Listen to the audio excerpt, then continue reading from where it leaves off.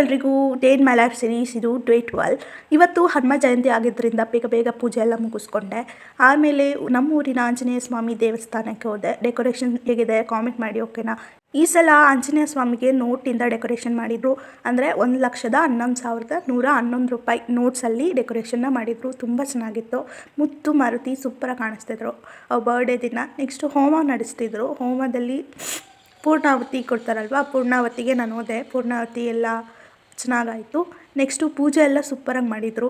ಏನು ಕಲಶ ಎಲ್ಲ ಕೂರಿಸಿ ದೇವರಿಗೆ ಅಲಂಕಾರ ಮಾಡಿ ದೇವರನ್ನು ಉಯ್ಯಾಲೆ ಮೇಲೆ ತೂಗಿಸಿ ಎಲ್ಲ ಚೆನ್ನಾಗಿ ಮಾಡಿದರು. ಎಲ್ಲನೂ ಮುಗಿದ ಮೇಲೆ ಮಂಗಳಾರತಿ ಆಯಿತು. ಮಂಗಳಾರತಿ ಆಗಿದ ತಕ್ಷಣ ಪ್ರಸಾದ ವಿನಿಯೋಗ ಆಯಿತು.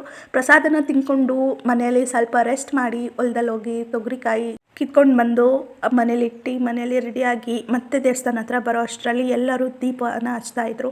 ಲಕ್ಷ ದೀಪೋತ್ಸವವನ್ನು ಮಾಡಿಸಿದ್ವಿ. ಅದಾದಮೇಲೆ ಹರಿಕತೆ ಇತ್ತು. ಹರಿಕತೆ ತುಂಬ ಚೆನ್ನಾಗಿತ್ತು.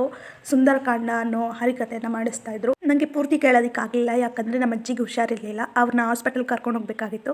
ಸೊ ಅದಕ್ಕೆ ಅರ್ಧದಲ್ಲೇ ಹೊರಟೋದೆ. ಆಮೇಲೆ ಮನೆಗೆ ಹೋಗಿ ಊಟ ಮಾಡಿ ಮಲ್ಕೊಂಡೆ ಅಷ್ಟೇ, ಇನ್ನೇನು ಮಾಡಲಿಲ್ಲ. ಹೀಗಿತ್ತು ನನ್ನ ದಿನ. ನಿಮ್ಮ ದಿನ ಹೇಗಿತ್ತು ಕಾಮೆಂಟ್ ಮಾಡಿ, ಓಕೆನಾ. ಮತ್ತೆ ಸಿಗುವ ಮುಂದಿನ ಬ್ಲಾಗಲ್ಲಿ. ಅಲ್ಲಿವರೆಗೂ take care, love you, bye.